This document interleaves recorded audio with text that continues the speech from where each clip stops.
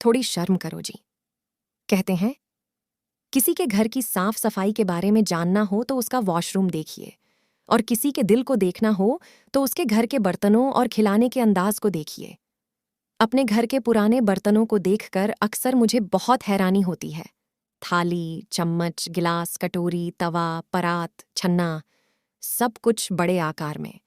माना कि पहले संयुक्त परिवार थे। खाना बनाने के लिए बड़े बर्तनों की जरूरत थी, लेकिन खाना खाने के लिए भी बड़े बड़े बर्तन किस लिए? इन बर्तनों में तो आज के आदमी को शायद दोबारा खाना मांगने की जरूरत ही ना पड़े। क्या पहले के लोग राक्षस थे? एक दिन मैंने माँ से पूछ लिया। माँ हंसकर बोली, नहीं, पहले के लोग देवता थे। इतना बड़ा दिल उन्हीं का होता था।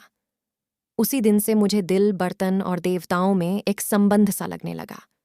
बचपन में जब किसी संबंधी के यहाँ खाना खाते हुए मैं माँ से शिकायत करता, माँ दाल सब्जी तो खत्म हो गई है, मैं रोटी कैसे खाऊं? माँ सकुचाते हुए, दाएं बाएं देखते हुए मुझे हल्के से डपटते हुए कहती, ये अपना घर नहीं है। आधा पेट खाकर उठते हुए एक बात मैं समझा जाता कि इस घर में कोई देवता नहीं रहता। बचपन में ऐसे ही कई घर मैंने चिन्हित करके रखे थे। मैं ये अच्छी तरह जानता था कहाँ कहाँ देवता रहते हैं और कहाँ नहीं, लेकिन जैसे जैसे मैं बड़ा हुआ देवताओं की संख्या घटने लगी।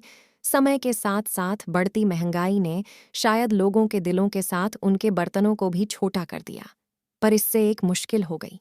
पहले के बर्तनों में दोबारा खाना मांगने की जरूरत ही नहीं पड़ती थी और आदमी की इज्जत बची रहती थी। लेकिन अब कितनी बार खाना मांगिएगा? आपकी इज्जत आपके हाथ है, अब तो भई देवता बस कहीं कहीं नजर आते हैं। ज्यादा खाने वाले अब पेटू कहलाते हैं। वैसे पहले भी जो ज्यादा खाते थे, लोग उनका मजाक नाते थे, हंसी उड़ाते थे, लेकिन उन्हें ठूंस ठूंस कर खिलाते भी थे।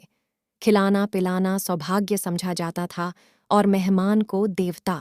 आज इस तरह ताने मार मार कर खिलाने वाले लोग कहाँ हैं? अब तो ज्यादा खाने वालों को लोग राक्षस कहते हैं। समय सचमुच में बहुत बदल गया है, लेकिन अफसोस समय के साथ मेरी आदतें नहीं बदलीं। वो कभी कभी मुझे परेशानी में डाल देती हैं। एक बार एक नए पड़ोसी के यहाँ हम पति पत्नी शाम का नाश्ता कर रहे थे। उनका प्यारा सा छोटा बेटा पास ही बैठा चुपचाप सब देख रहा था। मैंने प्यार से बच्चे को कुछ नाश्ता देने की कोशिश भी की तो उसने इनकार कर दिया। मैंने कहा भी, भाभी जी मान गए।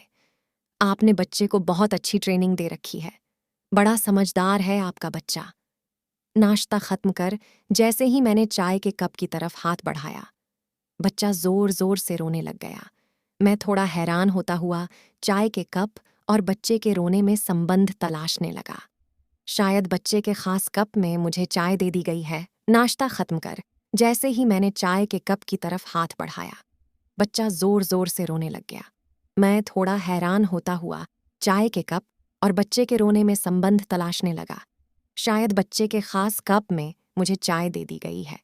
बच्चा रोते रोते माँ के पास गया और बोला, मम्मी अंकल ने तो सारा नाश्ता खत्म कर दिया है, अब मैं क्या खाऊंगा? आपने तो कहा था अंकल जो छोड़ेंगे वो सब तुम खा ले दोस्तों। मुझे जोर का झटका जोर से ही लगा। वैसे इस झटके के बाद मैं अपने आप को बदलने की पूरे दिल से कोशिश कर रहा हूँ। इसके लिए मैं अपनी पत्नी का बहुत आभारी हूँ, जो कहीं भी कुछ खाते वक्त पास बैठी आंखें तरेरती हुई मेरे कानों के पास बहुत धीरे धीरे बस एक ही बात कहती रहती है, थोड़ी शर्म करो जी। और मैं खाते खाते शर्माता रहता हूँ। वीडियो अच्छी लगी हो तो वीडियो को लाइक और शेयर करके चैनल को सब्सक्राइब करना ना भूलें।